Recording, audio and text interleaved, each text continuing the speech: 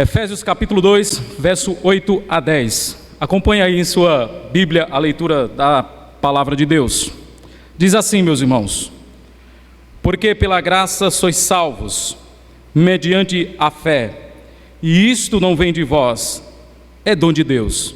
Não vem de obras, para que ninguém se glorie, pois somos feitura dele, criados em Cristo Jesus, para as boas obras, as quais Deus de antemão preparou para que andássemos nelas. Somente até aqui. Meus queridos, o apóstolo Paulo aqui no capítulo 2 da sua carta aos Efésios, mais uma vez ele nos lembra, ele traz à nossa memória o estado em que nós nos encontrávamos diante de Deus antes da nossa conversão, quando ele diz que nós estávamos mortos, mas Deus, ele nos concedeu vida. Nós sabemos e aprendemos ontem também que uma das consequências que o pecado trouxe para a humanidade foi a morte. Morte não somente física, mas morte espiritual e, consequentemente, a morte eterna, ou lago de fogo, ou inferno. Quando ele diz aqui, no verso 1 do capítulo 2, que nós estávamos mortos antes da nossa conversão, ele está falando aqui de uma morte espiritual. O ser humano pecou e, por causa do seu pecado, ele foi destituído ou separado da glória de Deus. A palavra grega aqui para morto é a palavra necron, de onde vem a palavra necrotério. O estado do homem diante de Deus é um estado de morte espiritual. Isso significa que o homem, por causa do seu estado de morte, ele não pode tomar a iniciativa de se aproximar de Deus por suas próprias forças. Nenhum ser humano tem condição, por livre iniciativa, de tomar a decisão de se apresentar diante de Deus, se ele não for preparado e conduzido pela graça do Senhor. Existem alguns pensadores cristãos que afirmam que o pecado de Adão afetou somente Adão e não afetou toda a raça humana. Esse tipo de pensamento é conhecido como pelagianismo, que é um pensamento herético que surgiu lá nos primórdios do cristianismo, através de um monge britânico chamado Pelágio. Ele dizia que o ser humano que vem a esse mundo, ele não vem com a mancha do pecado original, e o pecado de Adão afeta somente Adão. Portanto, o homem não está morto espiritualmente. Mas nós compreendemos, entendemos pela palavra de Deus, que o homem ele está morto diante do Senhor. O estado do homem, espiritualmente falando, é um estado cadavérico. Eu sei que a maioria de vocês aqui, se não todos, já tiveram a oportunidade de adentrar um funeral. E quando você vai em um funeral, em um velório, você vê que está lá o caixão, o defunto, a família, os familiares, os parentes chorando ali na beira daquele caixão. A viúva muitas vezes está ali clamando e chamando pela pessoa. E o que acontece? Absolutamente nada. Por quê? Porque a pessoa está morta. Você pode morrer de gritar e de chamar e nada vai acontecer, por causa do estado em que aquela pessoa se encontra. Assim é o pecador diante de Deus, ele é um cadáver espiritual. Se Deus não der vida a esse homem, ele não tem condições de se voltar para Deus.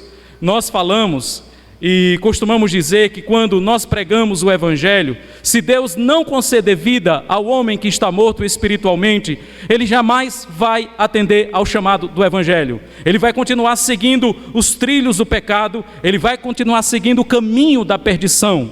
A única forma do homem se voltar para Deus é se Deus conceder vida a esse homem. É por isso que Paulo lembra aqui no capítulo 2 e no verso 1, de que nós estávamos mortos, mas ele nos deu vida. No verso 2 e no verso 3 aí, ele vai falar também que nós estávamos debaixo do jugo da servidão de Satanás, do mundo e da nossa natureza corrompida, ou do pecado. Nós éramos escravos do mundo, da carne e do diabo. Mas esse Deus que é rico em misericórdia, pelo muito com que ele nos amou, ele salvou esses pecadores. E quando ele vai falar sobre essa salvação, que alcançou esses pecadores nesse estado deplorável em que eles se encontravam, ele diz aí no verso 8, porque pela graça vocês são salvos, por meio da fé, e isto não vem de vós, é dom de Deus. Olha que interessante, pela graça vocês são salvos, por meio da fé, e isso não vem de vocês, é dom de Deus. Por que a salvação não vem de nós? Porque a salvação não é produzida por nós? Porque nós não temos essa condição. por causa do estado cadavérico diante de Deus, nós não temos condições de produzir essa salvação em nós. A salvação não é algo que vem de dentro de nós para fora, mas é algo que vem de fora para dentro. É Deus mudando as disposições do nosso coração e da nossa alma e nos atraindo com cordas de amor para Ele. Quando o apóstolo Paulo diz que pela graça nós somos salvos, ele está dizendo que a salvação não é um presente por mérito, mas é um dom da graça de Deus. A salvação não é por causa daquilo que nós fazemos, mas a salvação é por causa daquilo que Cristo fez por nós. E ele diz que isso é por meio da fé, e não vem de nós. O que não vem de nós? Todo o processo de salvação não vem de nós, mas ele vem do nosso Deus. A fé é a causa instrumental pela qual nós somos salvos. Nós temos a causa material da nossa salvação, que é a obra de Cristo na cruz do Calvário. Nós temos a causa eficiente da nossa salvação, que é a graça de Deus.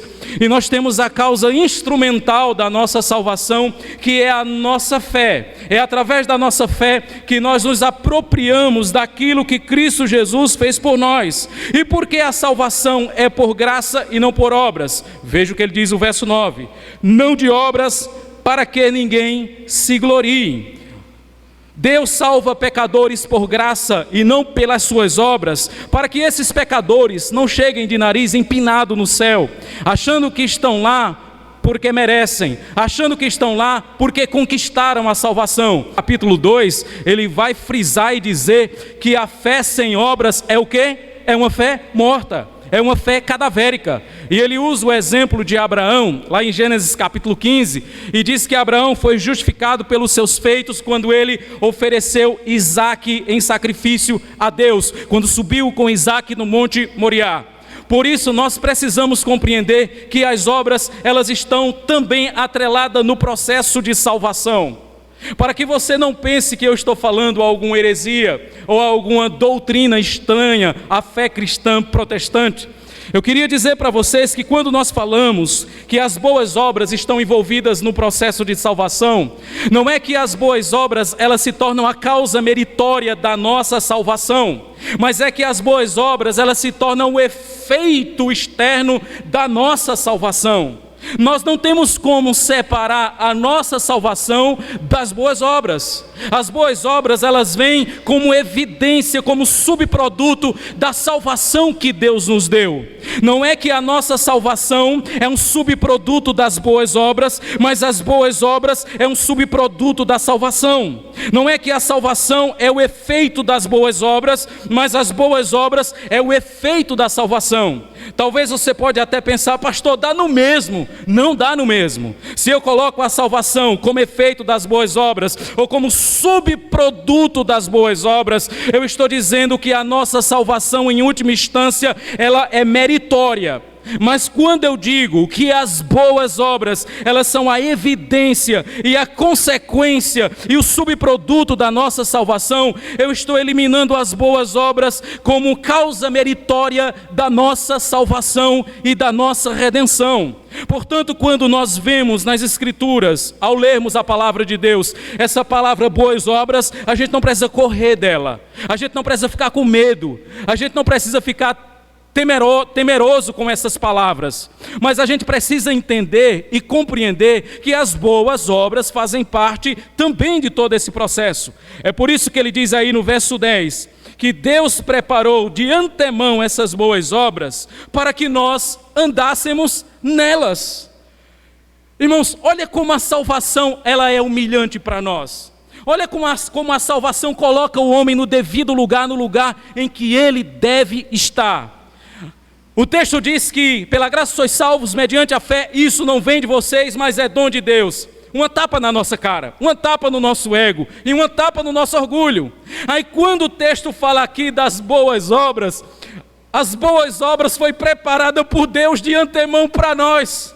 É como se essas boas obras fossem os efeitos da graça de Deus na nossa vida, quando no fim das contas, a glória por essas obras pertence no fim das contas a Deus. Porque foi Deus na eternidade que preparou essas obras para que nós andássemos nelas. Não foi Deus que preveu as suas boas obras. Não foi Deus que olhou no túnel do tempo e viu que você ia praticar boas obras e confirmou você nesse estado. É o contrário disso. Deus preparou essas boas obras e colocou ela nos trilhos da sua vida, para que você vivesse aquilo que Deus planejou para você. Então nós não temos como desprezar essas boas obras, porque elas foram preparadas por Deus para nós. Eu queria que você prestasse bastante atenção nisso. Nós estamos tratando de um tema nesse período de aniversário da igreja, muito importante: salvos para servir a Deus. Nós não deveríamos separar salvação do serviço ao Senhor. É bem verdade que muitas pessoas que servem ao Senhor podem não ser salvas. Elas podem fazer isso como um mero ativismo religioso, como um operário cristão. Entretanto, aquele que é salvo, a consequência natural da salvação é o serviço ao Senhor. Se nós fomos alcançados por essa graça maravilhosa, o subproduto e a consequência de tudo isso é o nosso serviço a Deus e o nosso serviço para Deus. Então, pastor, o senhor está dizendo que se eu não servir ao Senhor, eu não sou salvo? O que eu estou dizendo é que se você não serve ao Senhor, isso é uma grande evidência de que você não foi salvo. Na minha igreja de origem, o meu antigo pastor, ele pregava e ele dizia o seguinte: tem crente que é salvo, sentado e satisfeito. Ele dizia o crente SSS, salvo, sentado e satisfeito. Irmãos, eu tiraria o primeiro S, e eu diria que ele está sentado e que ele está satisfeito. Se nós fomos alcançados por essa graça soberana, a consequência natural disso é o nosso serviço a Deus. Quando eu falo do nosso serviço a Deus, eu estou falando do cumprimento da nossa missão.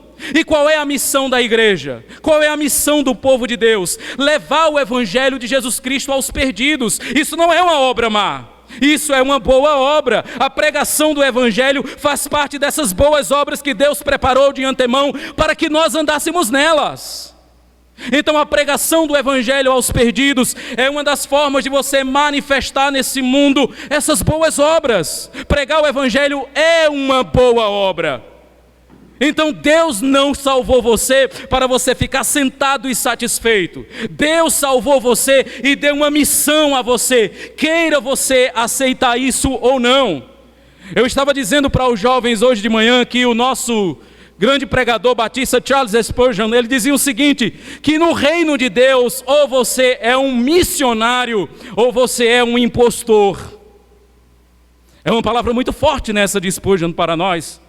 Ou no reino de Deus, ou você é um missionário, ou você é um impostor. Se você foi salvo por Deus, você é um missionário. E qual é o campo que você deve atuar? Na África? Na China? Na Índia?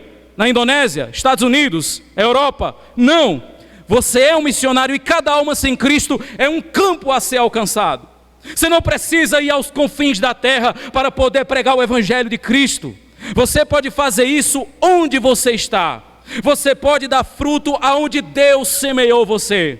Para ser missionário você não precisa de um título. Você não precisa ir para um outro país fazer missões transculturais. Você pode fazer isso onde você está.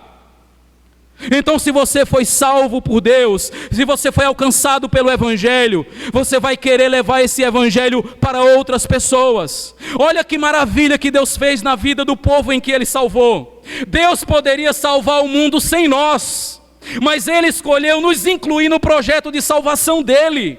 Quando Ele decide por todo o mundo, pregai o evangelho a toda criatura. Deus poderia salvar pecadores sem a nossa ajuda, ou sem a nossa vida.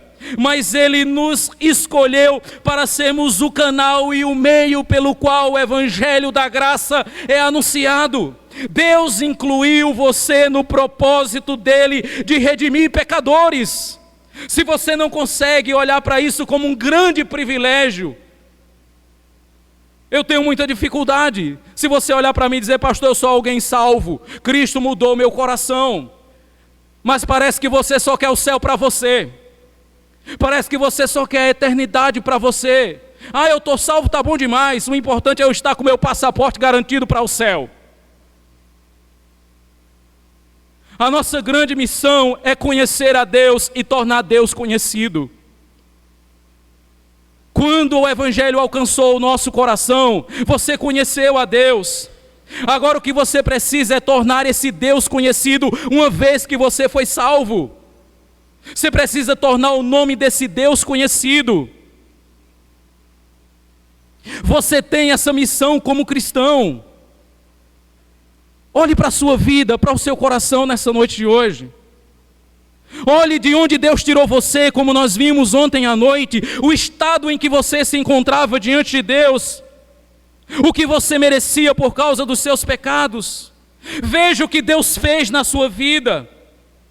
E entenda que o serviço ao Senhor é o efeito natural daquilo que Deus fez em você. Um salvo, ele não deve servir ao Senhor como uma obrigação, ele faz isso como gratidão a Deus. Nós não servimos ao Senhor como um jugo sobre o nosso pescoço, mas nós servimos ao Senhor e quando servimos, estamos dizendo: Senhor, Tu fizesses grandes coisas por mim, o que posso fazer em gratidão ao Senhor?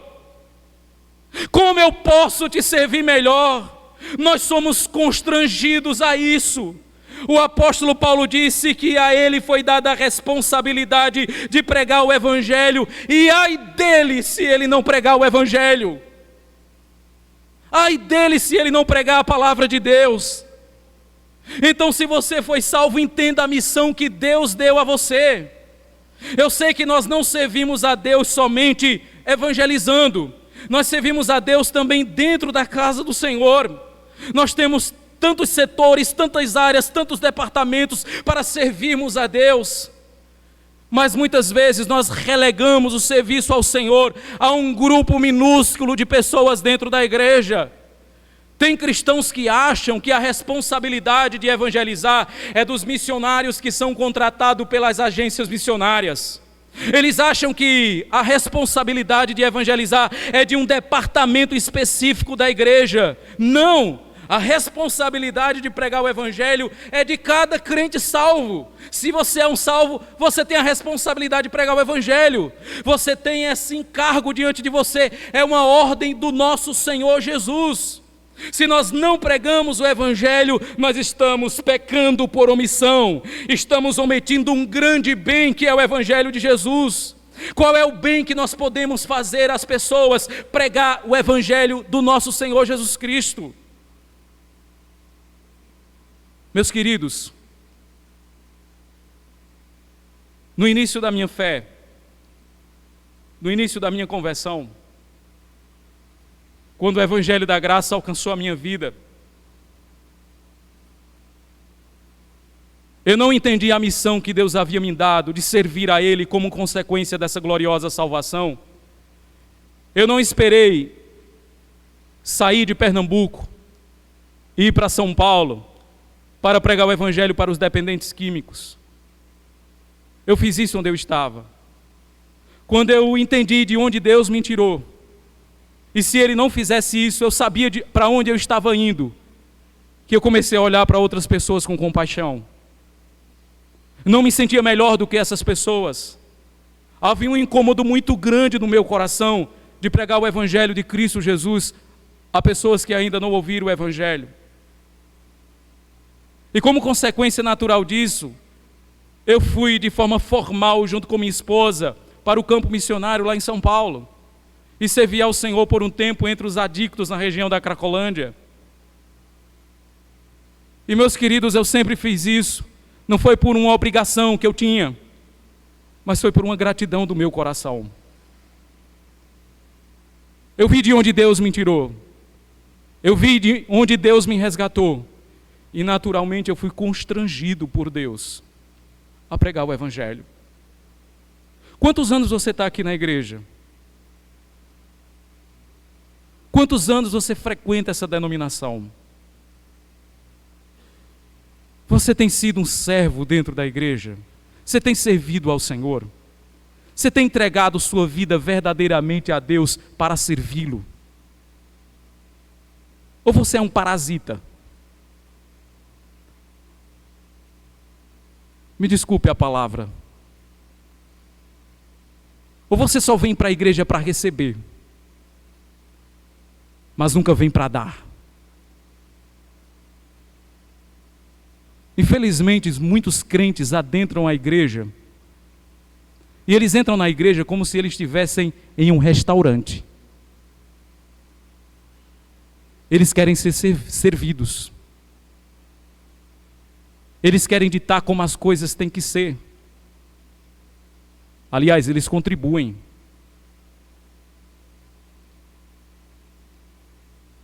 Quem é você no reino de Deus? Você tem sido um servo do Senhor? Ou você anda parasitando dentro da igreja? Todas as vezes que o apóstolo Paulo, ele escreveu as suas epístolas às igrejas, ele sempre introduzia as suas epístolas dizendo: eu, Paulo, apóstolo e servo de Jesus Cristo.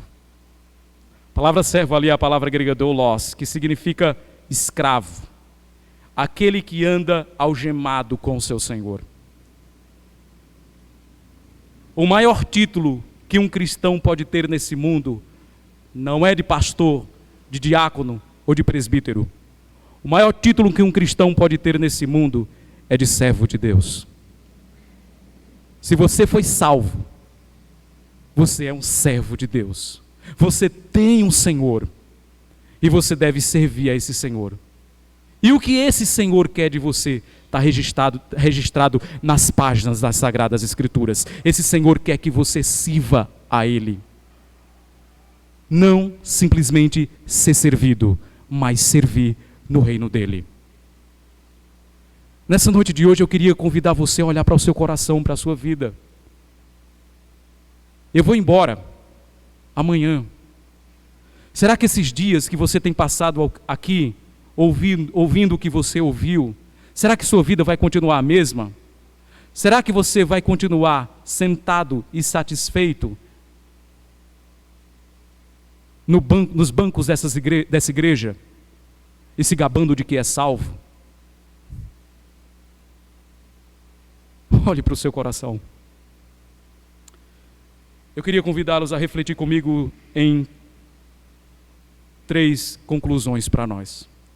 A primeira conclusão que eu tiro para nós é que nós devemos aprender que o serviço cristão, como uma boa obra, é efeito da salvação que Deus nos deu. E não a salvação é efeito do serviço cristão. Por que é importante frisar isso para nós? Para que nós não venhamos pensar que é por aquilo que nós fazemos para Deus que Deus vai ficar penhorado conosco. Deus tem a obrigação de me salvar, porque olha o que eu faço para Deus. Eu prego o Evangelho, eu canto no coral, eu limpo a igreja, eu faço isso e eu faço aquilo. Deus está obrigado a me salvar, porque Ele está penhorado comigo pelo aquilo que eu faço para Ele. Você não deve encarar o serviço cristão como fundamento da sua salvação. Porque se você fizer isso, você está fadado à condenação. Não é o que você faz para Deus que vai salvar você, mas é o que Deus fez por você que vai lhe salvar. Portanto, o nosso serviço a Deus como boas obras é efeito dessa gloriosa salvação, e não a salvação é efeito do serviço cristão. Portanto, se Deus salvou você, o Deus que começou a boa obra em sua vida há de completá-la até o dia de Jesus Cristo. É por isso que eu digo, ninguém é salvo sem as boas obras.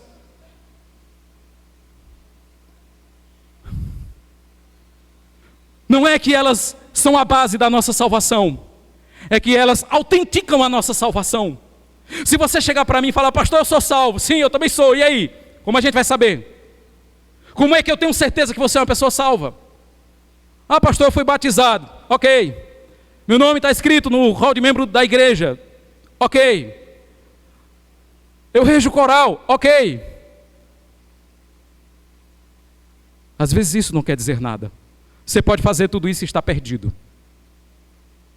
Essas boas obras, elas têm que estar evidenciadas em sua vida, para confirmar que você verdadeiramente tem uma fé genuína e foi alcançado por uma salvação verdadeira.